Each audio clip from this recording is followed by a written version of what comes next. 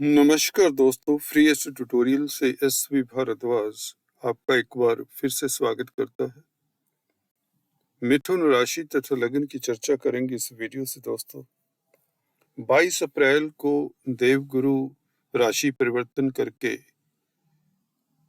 मेष राशि में गोचर करेंगे। अभी अपनी राशि मीन में गोचर कर रहे हैं, आप लोगों के दशम भाव में गोचर कर रहे हैं और यहाँ पर दोस्तों मेष राशि में एकादश भाव में मई 2024 तक रहेंगे, तो एक साल से भी ज्यादा समय हो जाता है।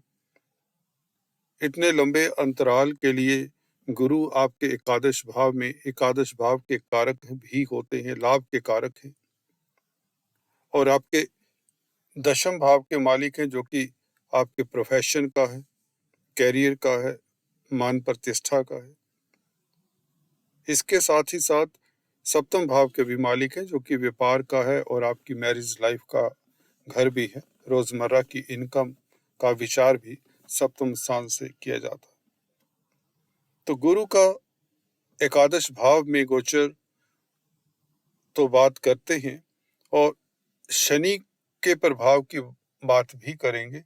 शनि आपके बहुत सुदृढ़ अवस्था में आ चुके हैं और संबंध बनाएंगे गुरु के साथ तृतीय दृष्टि से। शनि जहां पर भाग्य स्थान के मालिक हैं, गुरु दशम भाव के मालिक हैं। एकादश भाव में भाग्य भाव के मालिक और दशम भाव के मालिक का संबंध एक किस्म से धर्म कर्माधिपति राजयोग भी बनता है। तो एकादश भाव में यह निश्चित तौर से लाभ की स्थितियां सुदृढ़ करता है, बहुत अद्भुत योग बन जाता है। राहु के साथ में होने से यह योग को और भी बल मिल जाता है। वह कैसे मिलेगा, इसकी चर्चा करेंगे, और किन क्षेत्रों से आपको ज्यादा फायदा होगा। हालांकि जो भी मिथुन राशि लग्न के लोग हैं, सभी के लिए यह स्थिति लाभदायक ही रहेगी, क्योंकि गुरु एकादश भाव में बुरा फल देते ही नहीं, ये बात निश्चित है। यहाँ पर गुरु और राहु के संबंध की बात भी करेंगे और शनि के प्रभाव की बात भी करेंगे, जो गुरु और राहु के ऊपर साल भर इस अवधि में मई 2023 तक पड़ेगा दृष्टि के जरिए, क्योंकि शनिदेव की तिरछी दृष्टि गुरु और राहु के ऊपर रहेगी। तो चलिए शुरुआत करते हैं, गुरु के प्रभाव को जानते हैं। गुरु है क्या बेसिकली? गुरु कारक हैं धन के, विद्या के, नॉलेज के, विजडम के, और लाभ के कारक हैं, धर्म के कारक हैं। तो इस अवधि में आपको लाभ होगा, लाभ स्थान में है। आपकी महत्वपूर्ण इच्छा पूर्ण हो सकती है, बल्कि होगी। एकादश भाव हमारी डिजायर्स का है। अधूरी इच्छाएं जो रहती हैं, वह ऐसी अवधि में पूर्ण हुआ करती हैं। अक्सर देखा है, एकादश भाव में जब गुरु आते हैं तो व्यक्ति समाज में काफी फेमस हो जाता है, उसकी प्रतिष्ठा में काफी वृद्धि होती है, क्योंकि गुरु हैं और एकादश भाव में बैठेंगे तो निश्चित तौर से आपका मान सम्मान बढ़ाएंगे, घर में मांगलिक कार्य के प्रबल योग बना देते हैं यह गुरु। गुरु आपके सप्तम भाव के मालिक होने के नाते अपनी राशि से सप्तम भाव से त्रिकोण में बैठे।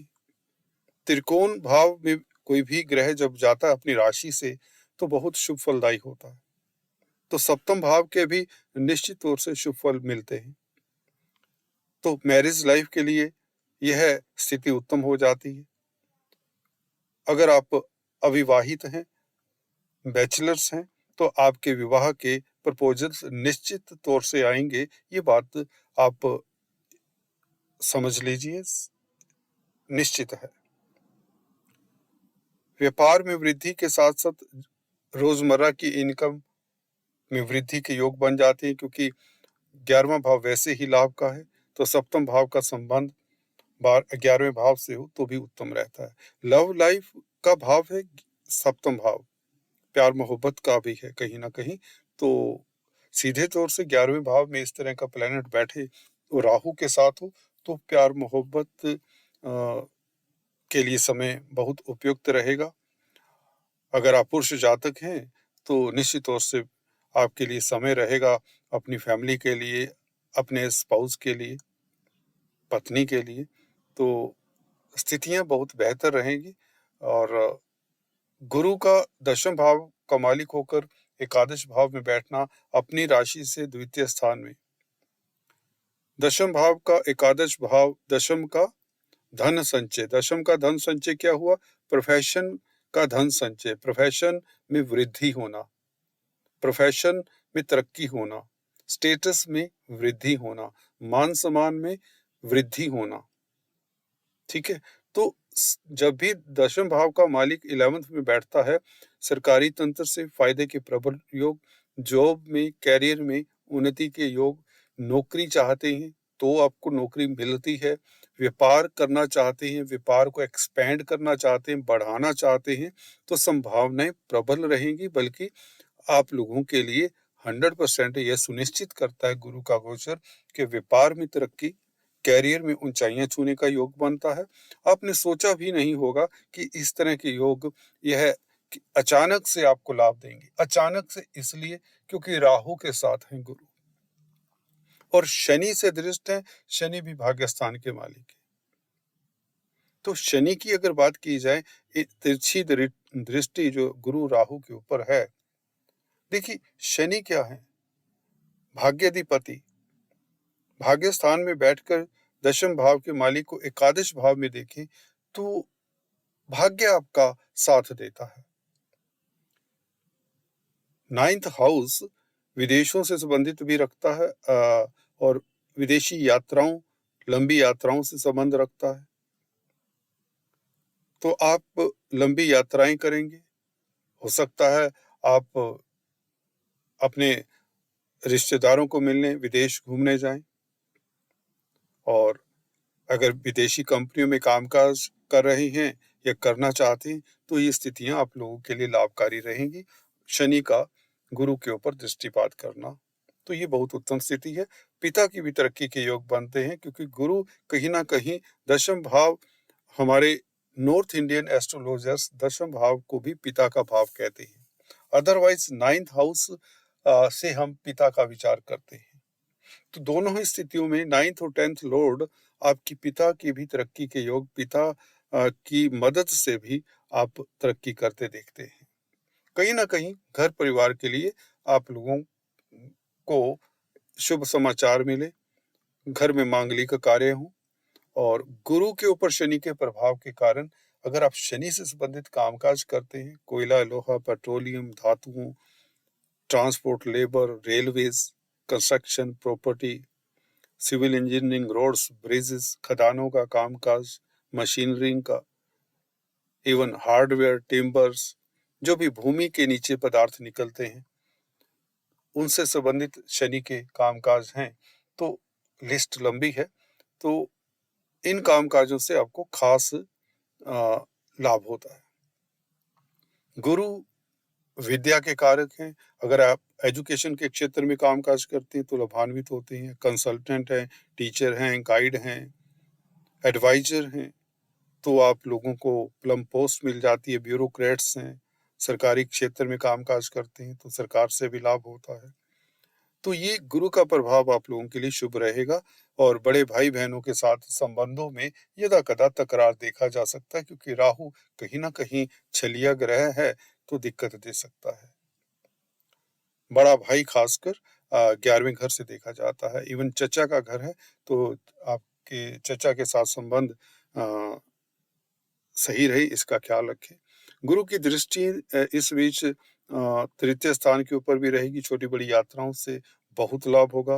कहना साफ है कि मार्केटिंग के व्यक्तियों को लाभ होगा। कम्युनिकेशन का घर है 3rd हाउस, तो कम्युनिकेशन से, कंप्यूटर आईटी लाइन से आपको शुभ समाचार मिले। ऑनलाइन कामकाज करने वालों के लिए भी समय बेहतर रहेगा। गुरु का अपने ही घर को देखना, सप्तम भाव को देखना, ये अतिशुभ हो जाता है। देखिए सप्तम भाव बहुत इंपॉर्टेंस रखता है। व्यापार का, कैरियर का भी यहाँ से कहीं ना कहीं आंकलन किया जाता है क्योंकि दशम भाव से दशम पड़ता है सप्तम भाव।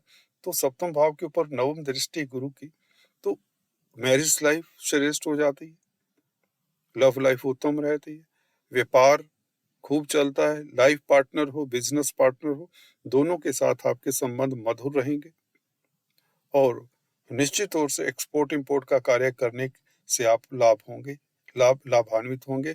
विदेशों से संबंधित कामकाज, विदेश यात्रा के योग प्रबल बनते हैं और पब्लिक में प्रतिष्ठा बढ़ती है, क्योंकि गुरु का सप्तम भाव के ऊपर प्रभाव, सप्तम भाव पब्लिक का भी है, क्योंकि फोर्थ हाउस से फोर्थ पड़ता है, seventh house fourth house public का है, तो इसलिए सेवंथ हाउस भी पब्लिक के ऊपर आधिपत्य रखता है। जनमानस में आपकी प्रतिष्ठा बढ़ती है, लोगों का स्नेह मिलता है आपको, आप सुर्खियों में रहते हैं, आपकी फैन फॉलोइंग बढ़ जाती है अगर पहले से ही सेलिब्रिटी है। तो गुरु निश्चित तौर से धन के कारक हैं, धन में वृद्धि करेंगे, लाभ स्थान में बैठकर आपके सोर्स ऑफ इनकम बढ़ जाएंगे, व्यापार कई गुना बढ़ेगा। अगर आप नौकरी भी करते हैं तो साइड बिजनेस करने की संभावनाएं रहेंगी। अगर प्रेजेंट हालात से खुश नहीं है, प्रेजेंट नौकरी से खुश नहीं है, तो आपको अच्छे मौके मिलेंगे अपनी नौकरी को चेंज करने के। तो बहुत दुर्लभ राजयोग बना रहा है। जहां तक बात है राहु की, देखिए गुरु चंडाल दोष बताया जाता है, बिल्कुल है, ये बिल्कुल सही दोष भी है, परंतु यहाँ पर गुरु वहां तक प्रभावित होंगे कि गुरु के जो नैसर्गिक गुण होते हैं, गुरु दया धर्म के कारक हैं, धर्म के कारक है, दया के कारक है, ठीक है। आप इस अवधि में हो सकता है इतने व्यस्त हों, क्योंकि ग्रह गति इस तरह की, दशम भाव का मालिक 11वें घर में हो तो आप कामकाज में, संसारिक कामकाजों में व्यस्त रहेंगे, फैमिली लाइफ में व्यस्त रहेंगे, प्रोफेशन में व्यस्त रहेंगे और भाग्य ही आपको व्यस्त रखेगा। तो आपके पास धर्म के लिए इतना समय नहीं रहेगा, या मंदिर में जाते हैं तो इतना समय नहीं दे पाएंगे। जो योगा मेडिटेशन करते हैं, ध्यान लगाते हैं, सुबह सवेरे घंटों भगवान का भजन करते हैं, हो सकता है आपको शॉर्टकट से अपनाने पड़े भगवान का पूजन करने के लिए भी, ऐसा देखा गया है। अक्सर बताते हैं लोग कि हमें सुबह पूजा पाठ के लिए 15 मिनट निकालने मुश्किल हो जाते हैं कई बार।